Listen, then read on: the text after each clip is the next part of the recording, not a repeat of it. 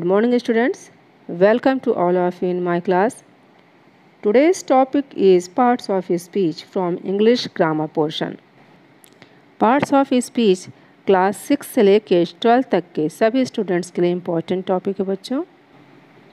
Parts of speech is the backbone of English grammar. Parts of speech means शब्द भेद.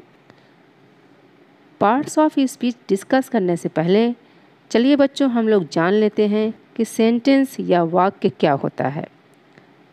A group of words making complete sense is called a sentence. अर्थात शब्दों का वह समूह जो पूरा अर्थ दे वाक्य कहलाता है. For example, I am writing an essay.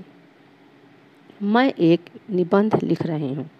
बच्चों, यदि इस सेंटेंस में शब्दों को आगे पीछे कर दिया जाए तो उसका सही अर्थ नहीं निकलेगा और उस स्थिति में यह वाक्य नहीं कहलाएगा. इसलिए वाक्य में शब्द सही क्रम में होने बहुत आवश्यक है. Let's come to the point. What is parts of speech? अर्थात पार्ट्स ऑफ स्पीच या शब्द भेद क्या है? पार्ट्स मीन्स भाग या भेद. स्पीच मीन्स डायलॉग, लैंग्वेज, वर्बलाइजेशन अर्थात बोली, भाषा, बातचीत, संवाद इत्यादि. पूरा अर्थ हो गया शब्द भेद. Each word in a sentence is given a name that is noun, pronoun, verb etcetera. These words are categorized in 8 categories which are called the parts of speech.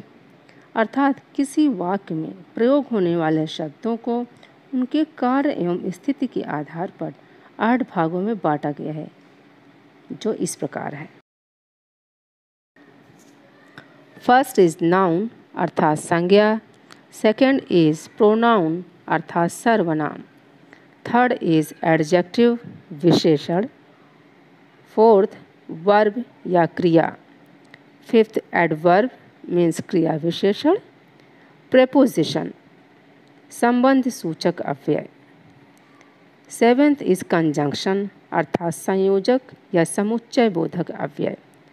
And eighth is interjection अर्थात विस्मयादि बोधक अव्यय. The first part of speech is noun. Noun means संज्ञा. Let us see the definition of noun. A noun is the name of a person, place, thing, quality, work और state condition. अर्थात किसी वस्तु, व्यक्ति, स्थान, गुण, कार्य या अवस्था के नाम को संज्ञा कहते हैं. For example, Ram, Sita, Delhi, Bombay, Taj Mahal, wisdom etcetera. Kinds of noun. There are 5 kinds of noun. Proper noun, common noun, collective noun, material noun and abstract noun. Parts of speech में सेकेंड नंबर पर आता है प्रोनाउन अर्थात सर्वनाम. Definition. A pronoun is a word which is used in place of a noun as he, she, who, them, her, him etcetera. अर्थात वो शब्द जो संज्ञा के स्थान पर प्रयोग किए जाते हैं सर्वनाम कहलाते हैं. For example, Radha failed because she did not work hard. बच्चों, इस सेंटेंस में शी वर्ड राधा के स्थान पर आया है, इसलिए ये प्रोनाउन है. Kinds of pronoun. There are 6 kinds of pronoun. Personal pronoun जैसे you, he, I. Reflexive pronoun. Third is demonstrative pronoun. Fourth is distributive pronoun. And fifth is interrogative pronoun. And the sixth is relative pronoun. बच्चों, अगला part of speech है the adjective अर्थात विशेषण. Late us see the definition of adjective. An adjective is a word which qualifies or describes a noun or pronoun. अर्थात विशेषण वे शब्द हैं जो संज्ञा या सर्वनाम की विशेषता बतलाते हैं. Examples: she is a beautiful girl. He is a good boy. She drinks cold water. बच्चों, इन सेंटेंसेस में ब्यूटीफुल, गुड और कोल्ड एडजेक्टिव हैं, क्योंकि ये क्रमशः गर्ल, बॉय और वाटर की विशेषता बता रहे हैं। काइंड्स ऑफ एडजेक्टिव अर्थात विशेषण के प्रकार। There are 6 kinds of adjective अर्थात विशेषण 6 प्रकार के होते हैं। पहला एडजेक्टिव ऑफ क्वालिटी, दूसरा एडजेक्टिव ऑफ क्वांटिटी, तीसरा adjective of number, then a distributive adjective, after that is demonstrative adjective, and then the last is interrogative adjective. बच्चों, पार्ट्स ऑफ स्पीच में चौथे नंबर पर आता है वर्ब अर्थात क्रिया। Late us see the definition of the verb. A verb is a word that indicates an action, event or state. अर्थात ऐसे शब्द जो हमें किसी काम के करने या होने का बोध कराते हैं, वे शब्द क्रिया कहलाते हैं। Examples: read, speak, dance, etc. I read a newspaper. He speaks English. She dances. बच्चों, इन वाक्यों में रीड अर्थात पढ़ना, स्पीक्स अर्थात बोलना, डांस अर्थात नृत्य करना किसी काम के होने का बोध करा रहे हैं, अतः ये क्रिया कहलाएंगे। Let us discuss about the kinds of verb अर्थात क्रिया के प्रकार। बच्चों, क्रिया 2 प्रकार की होती है। फर्स्ट इज ट्रांजिटिव वर्ब अर्थात सकर्मक क्रिया, and the second is intransitive verb अर्थात अकर्मक क्रिया।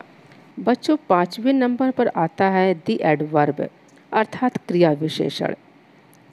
Definition is an adverb is a word that modifies everything except a noun, pronoun and interjection. अर्थात एडवर्ब क्रिया विशेषण वे शब्द हैं जो नाउन, प्रोनाउन एवं इंटरजेक्शन को छोड़कर अन्य सभी पार्ट्स ऑफ स्पीच की विशेषता प्रकट करते हुए उनके अर्थ को परिवर्तित कर देते हैं। चलिए इसे हम एग्जाम्पल्स के माध्यम से समझते हैं। फर्स्ट, ही राइट्स करेक्टली अर्थात वह सही से लिखता है। बच्चों, इस सेंटेंस में करेक्टली शब्द वर्ब राइट को मॉडिफाई करता है। Second is she is a very good girl अर्थात वह एक बहुत ही अच्छी लड़की है। बच्चों, इस सेंटेंस में वेरी शब्द एडवर्ब है और गुड शब्द एडजेक्टिव है, यानी वेरी शब्द गुड शब्द को मॉडिफाई कर रहा है। Kinds of adverb. There are 9 kinds of adverb on the basis of meaning. First, adverb of time. Second, adverb of frequency. Third, adverb of place. Fourth, adverb of manner. Fifth, adverb of quantity. Sixth, adverb of reason. Seventh, interrogative adverb.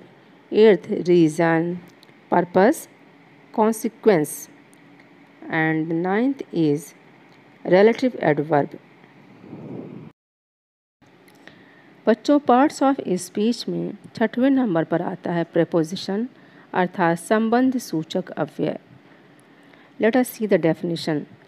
A preposition is a word placed before a noun और a pronoun to express its relation with other word in the sentence. अर्थात preposition किसी noun या pronoun से पहले प्रयोग होकर उसका संबंध वाक्य के किसी अन्य नाउन या प्रोनाउन से प्रकट करता है। जैसे the cat runs after the rat, I am going to Delhi. बच्चों, इन वाक्यों में आफ्टर, टू शब्द प्रीपोजिशन हैं और ये रैट, दिल्ली संज्ञाओं के साथ प्रयोग होकर इनका संबंध वाक्य के अन्य नाउन के साथ प्रकट कर रहे हैं। बच्चों, प्रीपोजिशन के संबंध में कुछ मुख्य बातें हैं, जैसे प्रीपोजिशन एक नाउन को दूसरे नाउन से जोड़ता है। प्रीपोजिशन नाउन को एडजेक्टिव से भी जोड़ता है, प्रीपोजिशन नाउन को वर्ब से भी जोड़ता है। प्रीपोजिशन के दो या दो से अधिक ऑब्जेक्ट हो सकते हैं। प्रीपोजिशन अधिकतर ऑब्जेक्ट से पहले और कभी कभी उसके बाद भी आता है। चलिए अब हम काइंड्स ऑफ प्रीपोजिशन देख लेते हैं। बच्चों, प्रीपोजिशन 4 प्रकार के होते हैं। Simple preposition, for example at, by, for, from, in, of, on, out, through, etcetera. And second is double or compound preposition, about, above, across, along, amidst, among, amongst, around, before, behind, below, beneath, etc. And the third is phrase preposition, according to, along with, because of, by means of, by reason of, by virtue of, etc. And the fourth is participle preposition, for example barring, considering, concerning, during, excluding, including, saving, respecting, regarding, etc. In, on, after, before आदि कुछ ऐसे शब्द हैं जिनका प्रयोग adverb और preposition दोनों की तरह होता है। ये शब्द एडवर्ब की तरह प्रायः वाक्य के अंत में और प्रीपोजिशन की तरह वाक्य के बीच में आते हैं। जैसे as a adverb sentence he has come in, और as a preposition sentence he is in the room. बच्चों, पार्ट्स ऑफ स्पीच में 7वें नंबर पर आता है कंजंक्शन अर्थात संयोजक। Let us see the definition of conjunction. A conjunction is a word used to join two words, clauses और sentences. It is called connecting word also. अर्थात कंजंक्शन वह शब्द है जो दो शब्दों, दो वाक्यों या दो उपवाक्यों को जोड़े। इसे कनेक्टिव भी कहते हैं। Late us see the examples of conjunction. First, Hari and Gopal came here. Mohan is poor but honest. Do और डाई। बच्चों, इन वाक्यों में एंड, बट और ये कनेक्टिव वर्ड हैं अर्थात कंजंक्शन है। Late us see the kinds of conjunction अर्थात संयोजक के प्रकार। बच्चों, कंजंक्शन 2 प्रकार के होते हैं। पहला है कोऑर्डिनेटिंग कंजंक्शंस। बच्चों, इन for example and, but, as well as, for, not only but also, both, and, either और neither, not, still, etcetera. And the second is subordinating conjunction, for example that, if, since, before, after, still, unless, though, always, as, etc. बच्चों, parts of speech के अंतर्गत 8वें number पर आता है दी interjection अर्थात विस्मयादिबोधक अव्यय। Let us see the definition of the interjection. An interjection is a word which expresses some sudden feelings as alas, hurrah, bravo, hush, hello, ah, oh. अर्थात interjection वह शब्द हैं जो हृदय से अचानक उठने वाले भावों को प्रकट करें। इंटरजेक्शन को 4 तरीके से विभाजित किया जा सकता है। First, joy, hurrah.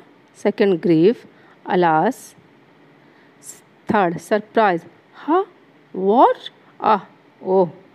And the fourth is approval, bravo, applause. बच्चों, इसी के साथ पार्ट्स ऑफ स्पीच समाप्त होता है और आशा करती हूँ कि आप सभी को ये बहुत अच्छे से समझ में आ गया होगा। Thank you.